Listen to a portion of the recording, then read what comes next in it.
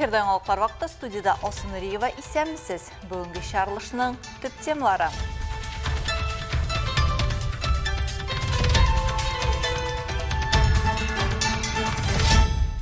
Юлда түзіліш қалдықлары. Әлмәттілер проблемалар біле ортақлаша.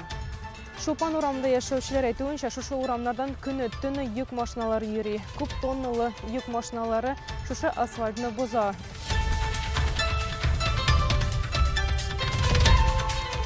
Дин негізлерін үйренушілер.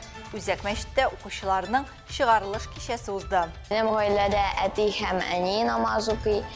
Минем килешәк, мен иншалла мин дә өйрәнермен һәм укый башлармын.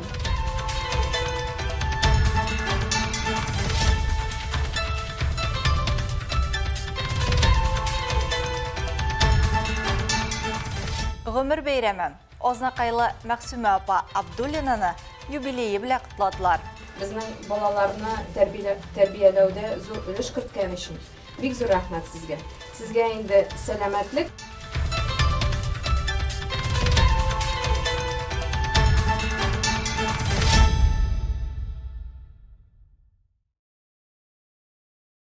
Кешен әлмәтті Тельмин урамындағы 58-ші йортқа автобус келіп кірген. Транспорт осқы қоттағы балконларының бірсіне бәрілі. Біріншіл мәғлүмәтләр бойынша автобус йөртушісінің хәлі кинет нашарайып идәрән юғалта. Ол ошығы шерде машинасында вафат була. Тағын бір хәлекет Герцен һәм Ломоносов урамнары киселешінде де була. Машиналарның бірсі шақты зиян күрә. Икенчесі күветқа ашып китә. Юл транспорт хәлекетләрінің сәбәпләре ашыклана. Төнле температура 0 тамғасыннан түбәнге таба төшә. Юлларда бызлауык. Плюс 5 градустан түбән температурада җәйге шиналарда автомобильләрне эксплуатацияләү катгый тыела. Аларны түбән температура шартларында куллану юл хәрәкәтендә катнашучыларның гомеренә һәм сәламәтлегенә турыдан-туры куркыныч тудыра. Тискәре температураларда җәйге шиналар юл белән тоташуын тулысынча югалта. Куркынычсызлыкны тәэмин итү максатларында барлык машина йөртүчеләргә кышкы резинага күчәргә, тизлек режимын төгәл үтәргә, бигрәк тә каршы як полосага чыгу белән бәйле куркыныч маневрлар ясамаска кирәк дип кисәтә Дәүләт автоинспекциясе хезмәткәрләре.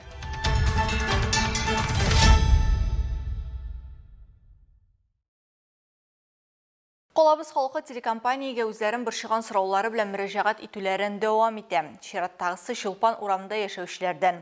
Алар урам юлына кагылышлы сұраулары артуына зарлана. Соңгысы урам халкының тәмам ачуын чыгарган. Берничә ай элек билгесез кешеләр юлга төзелеш калдыкларын бушатып калдырганнар.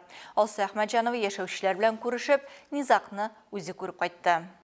Шопан урамда яшаушылар айтуынша, шушы урамнардан күні түні йүк машиналары йөри. Күп тоннылы йүк машиналары шушы асфальтны боза. Җитмәсә, менә шушындый шуп өйеме дә калдырып киткәннәр. Бу инде халыкның соңгы тамчысы түземлеге беткән. Бу зур пычрак төзелеш калдыклары антисанитария шартлары булудан тыш, бу урамда машина йөртүчеләр һәм җәяүлеләр өчен уңайсызлыклар тудырган. Шупчарны калдырган билгесез кешеләр халык мәнфәгатьләрен дә законы да соңга сукмый җирле халык. Әнис Кашапов бу пычракка түзә алмагач безне чакырган. Телевизор экраннары аша ишетелсә, безнең проблемага бәлки колак салырлар ди ул. Организация, которая здесь проводила в сентябре месяце ремонт дороги.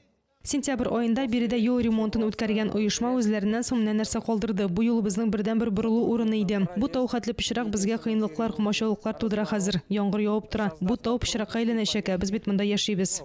Так сказать, после себя оставили грязь, неудобства нам причинили жителям этой улицы, этого поселка. Моннан тыш Шулпан урамында яшәүчеләр йөк машиналарының һәм күп тонналы машиналарның даими хәрәкәтенә ризасызлык белдерә. Бу транспорт чаралары асфальтны ватып кына калмый, бөтен район буенча пычрак һәм тузан тарата. Шуның белән өстәмә уңайсызлыклар тудыра ди җирле халык. Узып баручы йөк машиналарыннан даими шау-шу һәм вибрация шәхси йортларда яшәүче кешеләрнең тынычлыгын да боза. Объездной дороги здесь нет, там огороды. Монда әйләнеп узарга юл юк, анда бакчалар, икенче яктан юл салсалар гына, тик моны кем эшләячәк, беркемгә бер нәрсә кирәкми. Ул машиналар әле йөк тутырып йөри бит, күпме тонна анда, беркем тикшерми, бәлки 10 тонна, бәлки 30. Асфальт анда йөкләргә түзә алмый, шуңа күрә контроль кирәк. Контроля никакого нет. Загрузили они 30 тонн, асфальт разбивается. Мало того, что асфальт разбивается, они еще тут скоростной режим не соблюдают. Там висят знаки «Жилая зона». Асфальт ватугына түгел, әле алар тизлек режимында үтәмиләр. Анда торак зона билгеләре эленгән булса да, алар монда шундый зур тизлектә очалар. Җәй көне биредә балалар да уйный. Менә без куркып яшибез, балаларны бәрдермәсәләр ярар иде. Играют здесь, где придется, как бы в страхе живем, как бы детей не сбили. Забор уже приподнимаем от этой пыли, уже не знаем, куда деваться. Бу тузаннан туйган инде куйманы да биегрәк ясадык инде шушында бүтән йөк машиналары борыла бит. Забор тогда помяли, здесь разворачивали, сломали столб. Тут, короче... Җирле халык үз урамнарына чисталык һәм тынычлыкны кайтару өчен хакимиятның оператив катнашуына һәм бу проблеманы чишүенә өметләнә. Чөнки алар төрле инстанцияләргә мөрәҗәгать итеп караганнар, ләкин бер генә җавап ала алганнар. Сезнең гариза карауда. В администрацию обращались, и в экологию обращались, и в прокуратуру мы писали. Все это бесполезно, просто бесполезно. Какие ответы ты получили? Вот прокуратура какой ответ дал? К рассмотрению, да, мы рассмотрим ваше заявление. И все, ни ответа, ни привета. Без үз чиратыбызда шәһәр автомобиль юллары идарәсенә халыкның проблемалары белән мөрәҗәгать иттек. Анда без бу чүпчәр белән бернинди бәйләнеше юк дигән җавап алдык. Аннары яшәүчеләрнең шикаятен район башкарма комитетына тапшырдык һәм алар әлеге чүп өемен тиз арада чистартабыз дип вәгъдә бирделәр. Алсу Әхмәтҗанова, Олег Павлов, Яңалыклар вакыты, Луч, Әлмәт телекомпаниясе.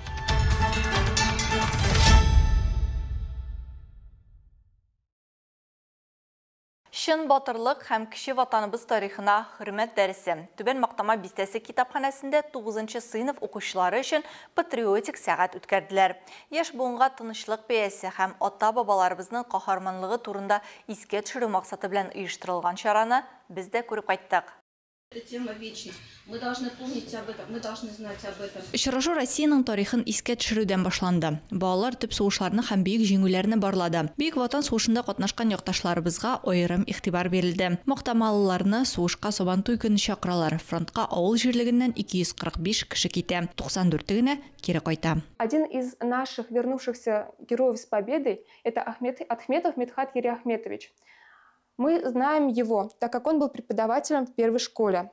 Преподавал у многих наших дедушек и бабушек. Одна из улиц Нижней Мактамы была названа в его честь. Также он известен своими творческими произведениями, такие как «Мактама вальсы» и «Туган авалы Мактама». Балалар өчен күп кенә кызыклы мәгълүматлар турында да сөйләп киттеләр. Мисал өчен җиңү парады 1945 елда аны 24 июньдә үткәргәннәр. Аннары 20 ел дәврендә зурлап үткәрмәгәннәр, ләкин һәр гаилә истә тоткан һәм үзенчә аны бәйрәм иткән. Очрашуның аеруча кызыклы өлеше тере тарихлар. Укучылар алдында сугышны үз күзләре белән күрүчеләр чыгыш ясады. Әфган сугышына барганда Инсаф Даешевка 20 яшь була. Ул ерак илдә хезмәт иткәндә булган авырлыклар, туган ил алдында бурычның көч бирүе һәм яралануы турындагы истәлекләр белән уртаклашты. Сугыш дип атамадылар. Аны менә соңгы елларда гына Афганистан, тем хезмәт иткән Афганистанда менә сугышта булган безне күтәрә башладылар. Баштан безне күтәрмәделәр. Даже менә Русия әйтмәчә боевые награды начали бирә башладылар соңыннан гына бер 3 елда. Менә медаль за боевые заслуги бирделәр миңа 84-нче елда. Чечен сугышы ветераны аның буыны өлешенә туры килгән кырыс сынаулар турында сөйләде. Гамәлдәге хәрби хезмәткәрләрнең әниләре улларын командировкалардан көтүнең никадәр катлаулы булуын турында искәртте. Балаларның туган илләре сагында булулары өчен горурлануларын ассызыклады. Рәйсә Бахаветдинова бөек ватан сугышында катнашкан әтисе Әхмәтҗанов Зия Җиһангир улының истәлеген кадерләп саклый. Ул саргайган фотосурәтләр һәм документларны күрсәтте. Әтисе 2 сугышта катнашканын, 1946 елда гына кайтканын сөйләде. Когда ему говорили одень свои медали, орден. Ул бик тыйнак һәм үз илен эчкерсез яратучы кеше иде. Аңа үз медальләрен, орденын киеп халыкка чыгарга кирәк дигәндә дә ул баш тартты. Мин герой түгел, мин бар тик үз илемне, туган җиремне, әти-әниемне яратам дип әйтә торган иде. Все, кто так себя чувствует по отношению к нашей великой стране. Һәр чыгыш тыныч күкнең бәясе турында уйланырга мәҗбүр итте. Бу бик мероприятие, бу кызык булды. Без яңа информация белдек. Очрашу азагында катнашчылар һәлак булган геройларны 1 минут тынлык белән искә алды һәм хәтер шәме кабыздылар.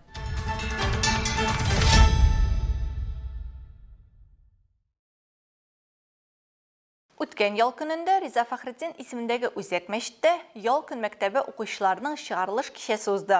Бер ай дәвамында төрле яшьтәге ир-атлар һәм хатын-кызлар ислам нигезләрен өйрәнде, намаз уку кагыйдәләрен үзләштерде.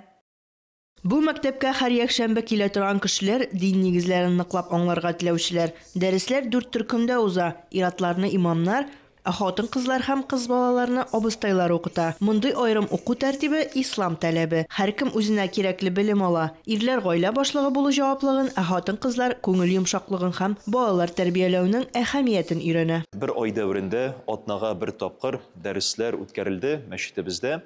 Һәм инде алар безнең өйрәнделәр дөрес тәһарәт алырга, дөрес намаз башкарга, нинди дугалар, нинди зикрләр әйтелә, басып торган халәттә, аннан соң инде җиргә сәҗдә кылган халәттә нинди дугалар һәм зикрләр әйтелә.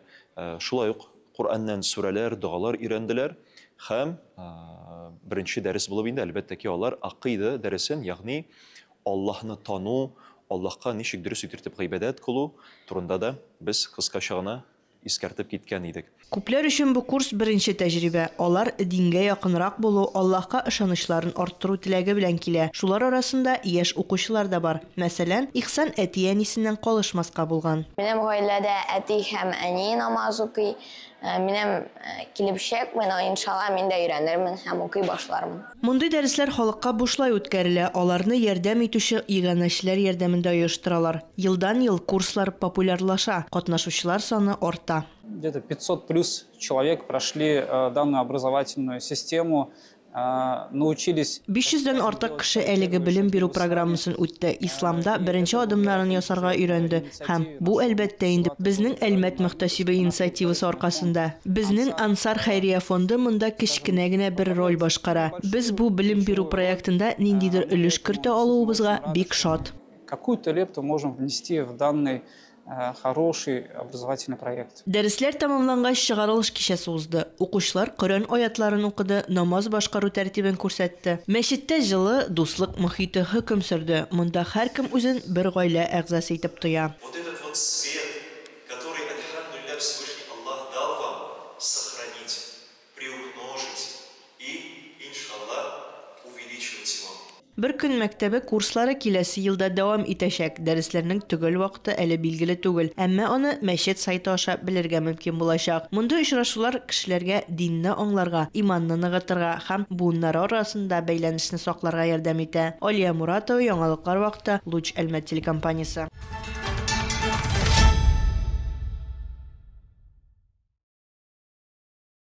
Гасырлар аша үтеп, тормыш авырлыкларын татыган хәлдә дә киләчәккә оптимист карашын, күңел кирлеген югалтмаган өлкән яшьтәге кешеләрне күркәм юбилейлары белән тәбрик итү Азнакай районында матур гадәткә әверелгән. Шундый хөрмәт җиңү бистәсендә гомер кичерүче 100 яшьлек Мәгъсүмә апа Абдуллинага да күрсәтелде. Аны котларга район җитәкчелеге, юбилярның хезмәттәшләре, авылдашлары, туганнары, якыннары җыйналды. Бу хакта тулырак мәгълүмат алдагы минутларда. Мәгъсүмә Дәүләтша кызы 1925 елның 1 ноябрендә Азнакай районы Урманай авылында гаиләдә 2нче бала булып туа. 7 сыйныф белем ала. Хезмәт эшчәнлеген туган колхозында башлый. Бала чактан авыр сугыш елларында өлкәннәргә булышып, төрле эш белән шөгыльләнергә, колхозда терлек карарга, басуда эшләргә туры килә. Комбайнчы ярдәмчесе 1943-48 елларда бригадир булып эшли. Мине бригадир итеп куйдылар. Хәзер инәй әйтә, председательгә китәнен, Хәбиб ти, моны ничек кеше санга суксын, якыншасың син ди. Шамсы Камал апа, кайгырма, мин аның эшләгәнен белеп, ышанып куям диде. Мине бригадир итеп куйды. Шул кийинчә бригадир булып эшләдем, сугыш бетте, кайттылар. Хәзер сугыш биткәч, минем иптәшемне да бригадир итеп куйдылар. Мин дә һаман бригадир, 6 бригадир. Шулай итеп бергә йөри торгачтан кавыштык, таныштык та кушылдык инде менә шул инде. Сугыштан соңгы елларда интернат мәктәптә пешекче булып эшли һәм лаеклы ялга чыкканчы шул өлкәдә тырыш хезмәт куя. 100 яшьлек юбилее уңаеннан Мәгъсүмә апага изге теләкләр, рәхмәт сүзләре күп яңгырады. Безнең мәктәптә хезмәт куйган өчен, безнең балаларны тәрбияләүдә зур өлеш керткән өчен бик зур рәхмәт сезгә. Сезгә инде сәламәтлек бер кашанда күп булмый диделәр миңа. Сәламәтлек балаларыгызның, уныкларыгызның кадер-хөрмәтендә шулай тагын яшәргә насип булсын. Тормыш иптәше Шәйхрази Мөхәммәди улы белән алар гаиләдә 5 бала тәрбияләп үстергәннәр. Иске мәктәптә без укыган вакытта сагат 3-тән торып, Сәкинә апа, Мәхсүм апа, Сәрия апа барысы да 3-тән торып укучылар килгәнче дип пешкә ягып. Бер гасырлык гомер иясе Мәхсүмә Абдуллина 5 онук һәм 7 онукчыкның яраткан әбисе булып, һәр туар көнгә шөкер итеп яши бирә. Илмира Шәрифуллина, Алмаз Иксанов, яңалыклар вакыты, Луч, Әлмәт телекомпаниясы.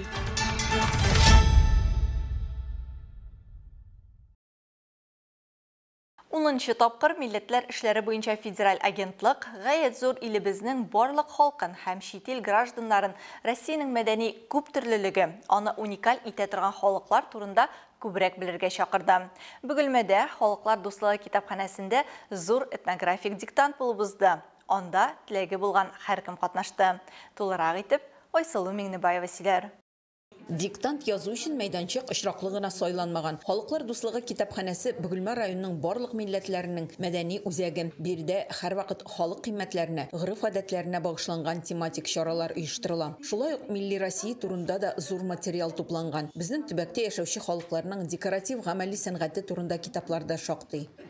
Сегодня в библиотеке Дружбы народов проходит большой... Бүген 10-нчы акция уза. Бу диктантны күпчелектә биредә яшәүче халыклар турында күп төрлелекне белү өчен язалар. Халыкларны нәрсә уникаль итүенә төшенәләр. Әлеге проект өлкәннәргә дә, яшьләргә дә кызыклы.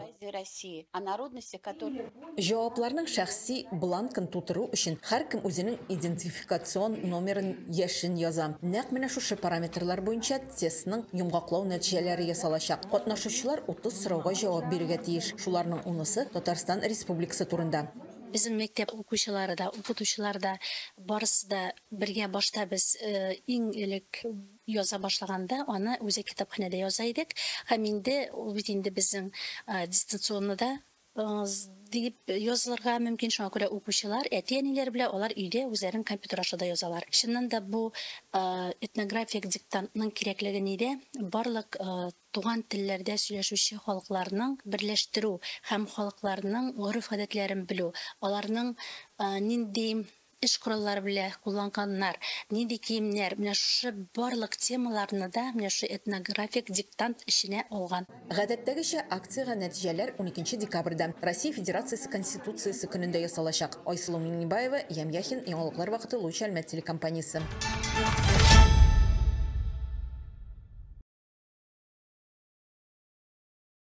Хөрмәтле тамашачыларыбыз, яңалыклар чыгарылышының туры трансляциясын сез ВКонтакте социаль челтәренә кереп, Луч Әлмәт төркемендә сәгать кичке 7-дә карый аласыз.